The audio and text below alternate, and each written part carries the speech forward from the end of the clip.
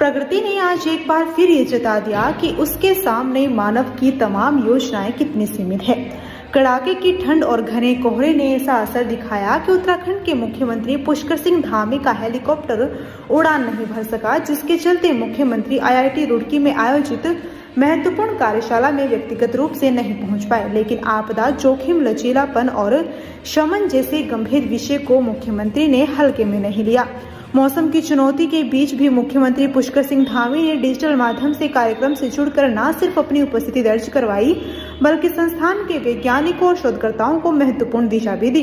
IIT Roorkee के 173 वर्ष पूरे होने के अवसर पर आयोजित इस कार्यशाला को वर्चुअली संबोधित करते हुए मुख्यमंत्री धामी ने कहा कि हमें आपदा प्रबंधन के क्षेत्र में और अधिक मजबूत और लचीला बनने की आवश्यकता है।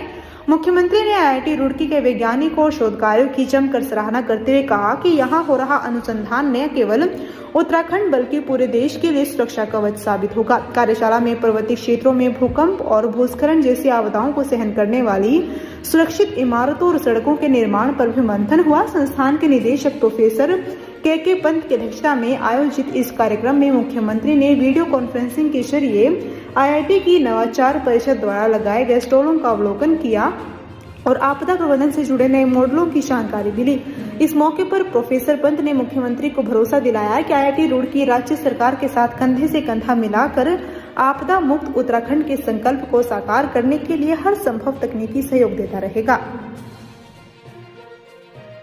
ये बहुत हर्ष का विषय है कि मुझे आज भारतीय प्रौद्योगिकी संस्थान रुड़की द्वारा आयोजित आपदा जोखिम न्यूनीकरण एवं सहनशीलता जैसे अत्यंत महत्वपूर्ण विषय पर आयोजित इस कार्यशाला में आप सबके साथ सम्मिलित होने का शुभ अवसर प्राप्त हो रहा है।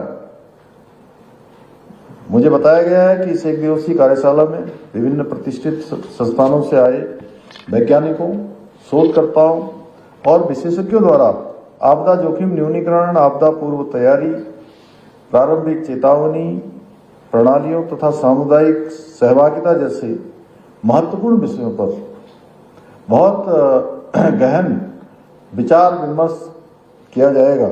साथ ही तकनीकी नवाचार, अनुसंधान, सहयोग और साझेदारी को और अधिक मजबूत बनाने की दिशा में भी ठोस रणनीतियां बनाई जाएंगी।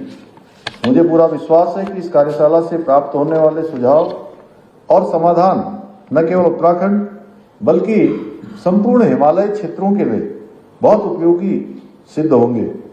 भाइयों बहनों, देवभूमि उत्तराखंड अपने अद्भुत प्राकृतिक सौंदर्य के कारण विश्व भर में प्रसिद्ध है, परंतु अपनी विशिष्ट भौगोलिक परिस्थितियों के कारण समय समय पर अनेक प्राकृतिक आपदाओं का सामना भी हमें करना पड़ता है।